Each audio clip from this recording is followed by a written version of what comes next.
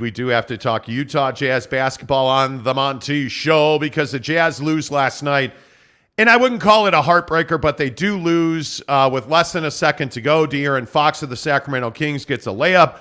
Lauri Markkanen throws in a prayer after the buzzer had sounded. So the Jazz lose. And it's another one of these games where the Jazz are going to lose it by a bucket.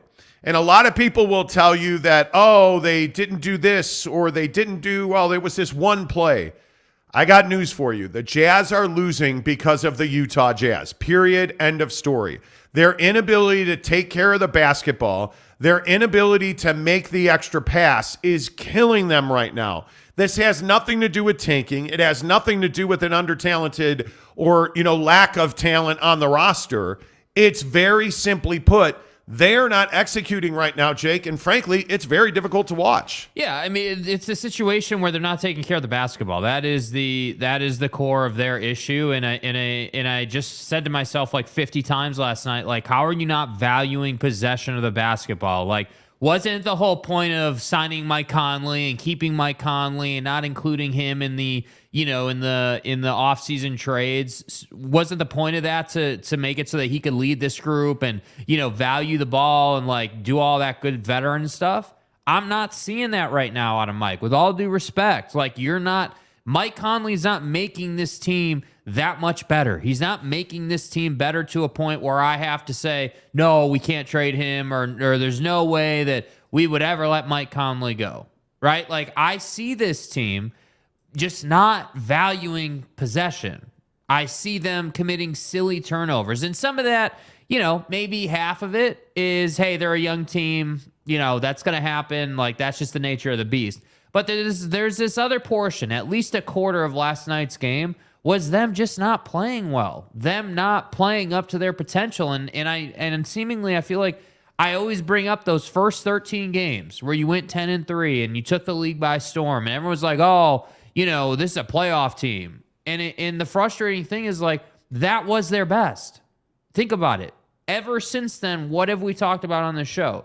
That they haven't been that same team. And so now we're sitting here and they've had a couple of buzzer beaters. They got Tyler Hero. Now, last night, De'Aaron Fox, comes through and gets that layup real late there. Like, to me, you're not losing because of these buzzer beaters. You're losing because you're not putting teams away in the middle of the fourth quarter. And so you're allowing them to have that opportunity. And that's the hard part. They, like the Kings and the Heat, should not have been there. They shouldn't have been there. It should have been 5, 6, 7-point victories. Because if you remember, 3 minutes left in this game last night, you were up 7. That game should be over. Like, no questions asked. That should have been a victory. So that's why I say half of this is, hey, they're a young team and they're going to turn the ball over. But there is a good portion of these losses that is them just not playing good basketball. Well, and I would go right to the extra pass. I think that has been a critical failure for this Utah Jazz team. And I know that Will Hardy pounds it into their head every day. I don't understand why you're not seeing that. And I think one of the things you are seeing is that Lauri Markkanen is a really good player. I mean, he is a really, really good player who can't seem to get the ball because there's a lot of selfish basketball going on. And if you'll make that one play, and if you'll rotate the ball, if you'll drive and kick, if you'll run actual offense with a purpose, and what I mean by that is if the Utah Jazz will run a play to get a corner three, which means, hey, we're going to rotate this ball to the elbow, we're going to drive, and we're going to kick diagonally to the corner. That's what that whole play's, end result is designed to be, is break the paint from the elbow, corner three. That is a staple of NBA offense in today's league, and the Jazz don't do it. Well, what do you always say? I feel like every time we talk about Jazz, you always say, hey, this team has to have 25 assists a night to win. Yes. Last night they had 21. They fell short of that goal. And I think, to your point, like whether we're talking about Lauri or whether we're talking about just general offense, they're not moving the ball. They are falling victim to the same thing that prior Jazz teams have, which is, hey, we're going to play a little pick and roll, we're going to break the paint, and then we're not going to make the pass. Like, is that not what we've been talking about for 2 years? Yeah, and it's really disappointing. And I think when you look at some of the numbers in the box last night, The two guys who really stand out to me, Rudy Gay is giving you absolutely nothing off the bench, and Kelly Olynyk is in a bad way right now. And this is the conversation that it seems like it always morphs into with mediocre, lower table teams.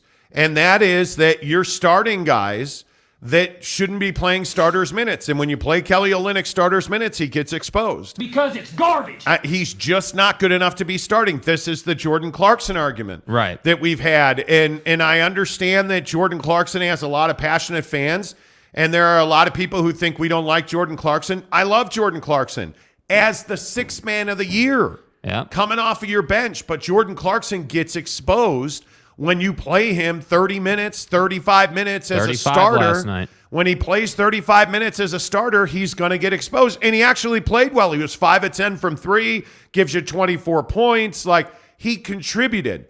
But we need a guy in this Jazz starting lineup that's going to make the extra pass as well as knock down the 3, as well as get into the lane. That's not who Jordan Clarkson is. Jordan Clarkson, and I love Bowler, and I love Big T, and they can keep talking about flame on with Jordan Clarkson. I don't need flame on with Jordan Clarkson. What I need is good team basketball. That's how this team makes the playoffs.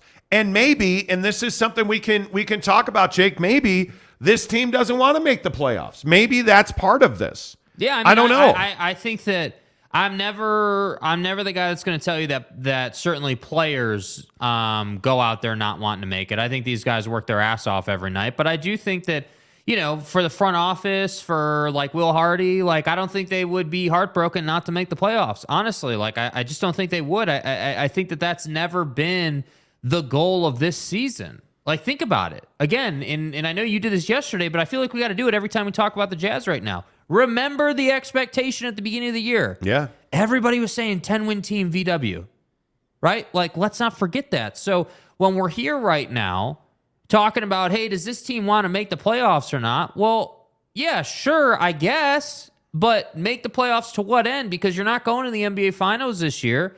So what good is it, right? The true goal of this team is to develop talent, which is why David Fizdale is here, which everyone seems to forget about. Right? Everyone seems to forget about that they brought in David to develop this talent. And that's why I'm saying, like, whether we're talking injury bug with Colin Sexton, whether we're talking about the fact that it's not just the young guys who drive into the paint and turn it over, like, they're going in a bad way right now, which is why you see 5 losses in a row.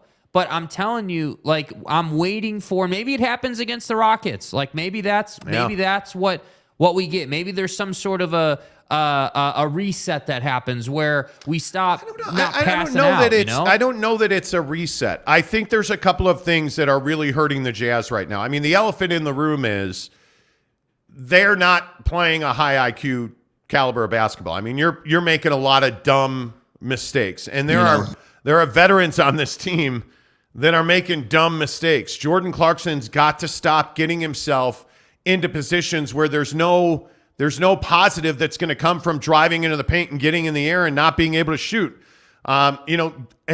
With all due respect to Rudy Gay, who used to be a consummate professional. And with all due respect, I just don't know that the guy can play anymore. Yeah. If we're being totally honest, Rudy Gay probably should not be playing minutes right now. And it's tough to watch. I would rather really struggle with one of the younger guys, and this is the Ochai Agbaji conversation. I'd rather struggle with Ochai Agbaji, frankly, than with Rudy Gay. Right. And I know they play 2 different positions, but give me 5 guys that need the minutes to show us what they can do, because I know who Rudy Gay is. I know who that dude is. And he's not a guy that I think you can have on a young developing roster. Rudy Gay needs to be on Golden State or Boston or one of the elite teams in this league that needs 10 minutes from a guy to get a good rebound and make an extra pass. That's who Rudy Gay is right now. The bottom line on this team is that you're not making the little plays, and so these mistakes you make become much larger. Yeah. The other truth about this team that you have to know is they're just not good defensively at times. They go through quarter and a half, full halves where they just don't play good defense. Facts. And the other issue is a guy like De'Aaron Fox is going to dominate this team, as we saw last night, because they can't keep guys in front of them. They're not good defensively. That's the bottom line here. So if you're not going to be good defensively, you better not have the extra turnover. You better not have, and I want to say that the Sacramento Kings had 27 points off of turnovers last night, which is a huge number. The Jazz had 16 turnovers. The Kings converted that into 27 points. Flip that around. The Kings had 18 turnovers, and the Jazz converted that into 6 points. Like, that's not good. You lose by 2 points. It's not good. And their defense, including transition defense, has been bad. But you expect that from a roster that looks like this. I don't expect this team to win 50 games. And there were so many people that were so high. Again, remember what we've said about this team. This is an 8, 9, 10 team. This is a fringe NBA playoff team. I expect them to be bad defensively. I do not expect them to play stupid basketball. Exactly. And they're playing selfish, stupid basketball. Yeah. And it's just not good enough. And the hard part is that we have these conversations on what seems like a regular basis, and I don't know how you fix it. Because they're very likely there is no fix for what's on this Utah Jazz basketball team. Yeah, and maybe fixes like I struggle, or I always find myself vacillating between. That means going back and forth. Yeah, motion offense. No, I always find myself going back and forth between, do they need a fix, or do they need, what do they need? What is this team like? What do they need to start playing better basketball? Because earlier in the season, it was, well, it's just kind of a bad stretch. That's a bad stretch. Every team goes through it, right? But now I'm starting to wonder, like, maybe they do need, that influx of talent at the deadline. Maybe they do need, like, some sort of new blood on this roster to kind of get them, to kind of snap them back into shape, because it seemed like early in the year they were playing that good brand of basketball. You were still losing, right? You were still doing some losing, but you were making the extra pass. You were really fighting these good teams kind of to the end. And now it's like, hey, we're getting lit up by good teams, and we're struggling to beat bad teams. Yeah. That's what I don't like. Yep, Utah Jazz Talk on the Monty Show, presented by Quick Quack Car Wash. Okay, guys, I'm going to tell you the secret to impressing my neighbors, the coworkers, you name it.